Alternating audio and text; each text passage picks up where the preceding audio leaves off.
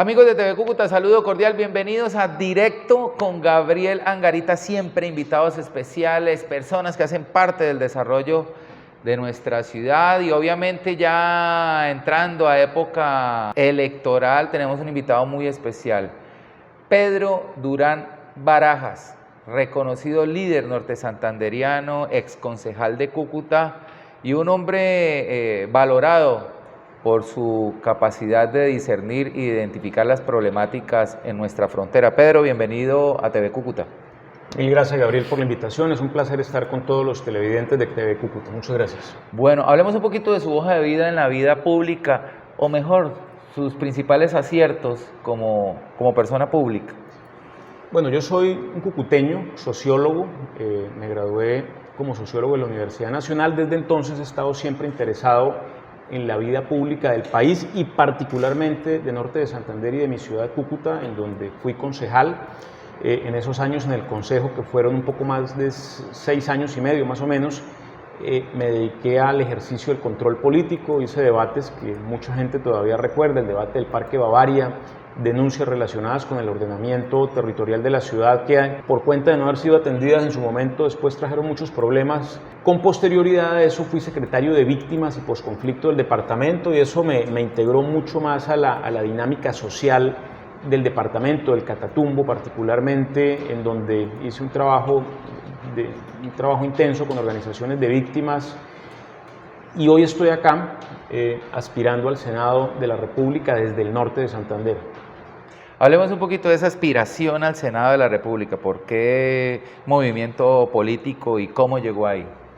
Por Fuerza Ciudadana. Fuerza Ciudadana es una lista que se integra paralelamente a la del Pacto Histórico, pero abierta. Es decir, una lista con voto preferente, no una lista cerrada. Una lista en donde hay una coincidencia muy grande con los planteamientos de Gustavo Petro, pero es una lista que tiene una independencia mucho mayor y es una lista en donde las candidaturas regionales tienen la voz cantante, en donde no hay centralización, en donde desde muchas regiones del país estamos defendiendo un modelo descentralizado e incluyente de país que está en sintonía, insisto, con los planteamientos de Gustavo Petro. Si yo le pregunto a usted, Pedro, la principal problemática que tenemos en norte de Santander, en esta frontera, ¿cuál sería? Pues el hecho de que el gobierno no ha sabido gestionar adecuadamente las relaciones con Venezuela, todo lo contrario, las ha manejado de la manera más torpe y más irresponsable posible. Ese es el principal problema. Y el segundo problema, que tiene mucho que ver en el caso nuestro con el problema de la frontera, es el problema de inseguridad.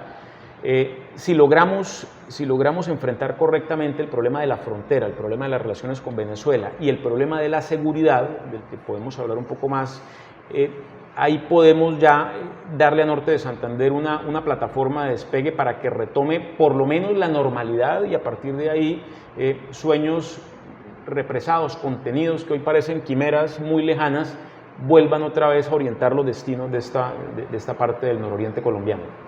Bueno, inseguridad, entonces háblenos de qué propuesta puntual hay en ese tema, insisto, en esta frontera. Dos deben ser los ejes a través de los cuales se enfrenta el problema de seguridad. El primero, la inseguridad debe ser vista como una secuela de la exclusión.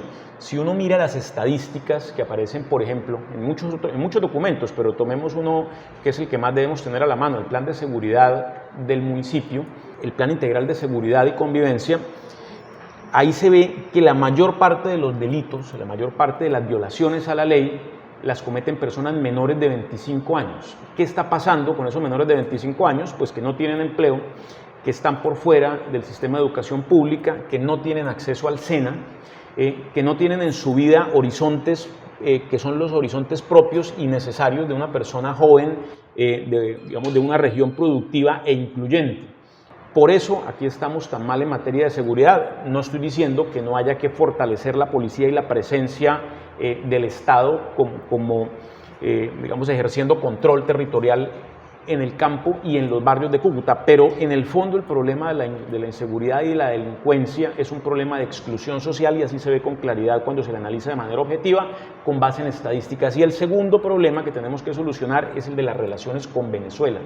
Si vuelve a existir un vínculo de confraternidad, de cooperación, un vínculo constructivo entre los dos gobiernos, se puede llegar a una plataforma, a un punto en el cual las cosas se normalicen y a partir de ahí comiencen a construirse soluciones. Pero si siguen las cosas como van, como las viene manejando Duque, y si sigue el país siendo un país excluyente y un país poco solidario o completamente insolidario, mejor con los jóvenes, pues el problema de seguridad no mejora.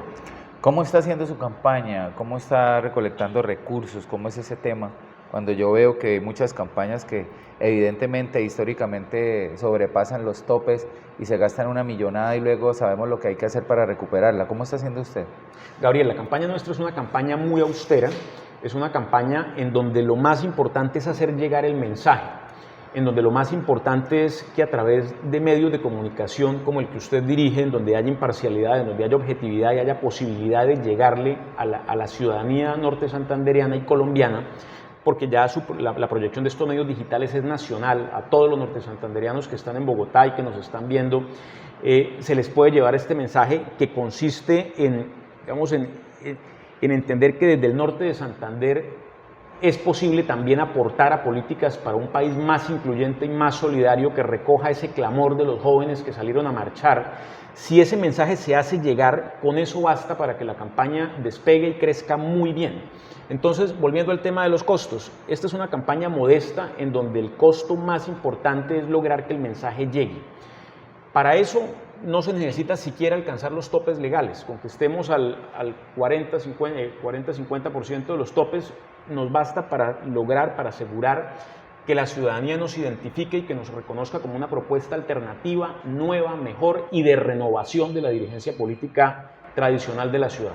Bueno, en las instituciones nacionales, cuando hablamos de investigación de mercados, o mejor, de encuestas, la peor imagen la tiene el Congreso de la República. Y le hablo del tema porque siempre le pregunto a los candidatos su propuesta frontal contra el principal problema del país, que es la corrupción. ¿Cuál sería? Mire, la imagen del Congreso es muy mala, pero eso no quiere decir que el Congreso no sea necesario y que no sea esencial para plantear las reformas que el país necesita. El Congreso, igual que el Poder Ejecutivo, igual que la policía, igual que la rama judicial, representa el establecimiento, el Estado. Nosotros no podemos permitir que la imagen del establecimiento, del orden constitucional, del Estado de Derecho, se deteriore a un punto en el que no haya credibilidad en el mismo, y eso le abra paso a salidas que han mostrado ser sumamente problemáticas que se han dado en Venezuela, que es el ejemplo que tenemos aquí más cerca.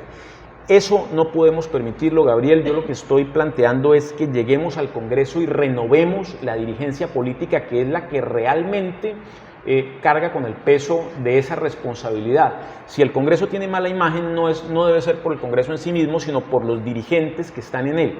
En el caso nuestro, pues por los dirigentes norte santandereanos. Hay que renovar, y yo creo en la renovación, y la candidatura nuestra quiere ser un aporte a esa renovación de la dirigencia política local, y por eso aspiramos al Senado desde el norte de Santander. Bueno, si yo le digo, gana la curul para senador de la República, ¿cuál es la primera acción en favor del Catatumbo? ¿Cuál es la prioridad? Mire, la primera acción en favor del Catatumbo es garantizar que se cumpla lo que se pactó en el punto 4 del acuerdo de paz. ¿Cuál es el problema del Catatumbo? Que está lleno de coca. ¿Por qué está lleno de coca el Catatumbo? Porque los costos de producción y de comercialización de cuanta cosa se sembraba antes de la apertura económica, antes de los años 90 en el Catatumbo, no permiten cubrir o no permiten enfrentar la competencia internacional. Antes en el Catatumbo se producía frijol, se producía piña, se producía maíz, se producía cacao. Hoy todos esos productos enfrentan problemas de competitividad terribles por cuenta de la apertura económica y del desarrollo de canales de comercialización muy ágiles, muy eficientes en el país. Entonces, ¿en qué consiste el punto 4 del acuerdo? En apoyar al campesinado que quiere sustituir, que quiere cambiar la coca, que es una tragedia, y ellos así la identifican, por otros productos, pero que ven que esos otros productos no les resultan rentables. Entonces, el punto 4 es apoyarlos con dinero, y el primer punto del acuerdo es garantizar condiciones de competitividad adecuadas, que además, si se revisan condiciones del comercio internacional contenidas en los acuerdos de libre comercio y se corrigen, pueden permitir que el campo norte santandereano, que el campo en las zonas de conflicto como el Catatumbo, que hay 16 zonas identificadas así, reverdezca con productos distintos a la coca. Para eso es la hoja de ruta trazada en el acuerdo de paz, que nunca se entendió como era debido, porque todo el mundo lo asoció como un acuerdo con las FARC y resulta que no, es un acuerdo predominantemente con el campesinado en las zonas de conflicto.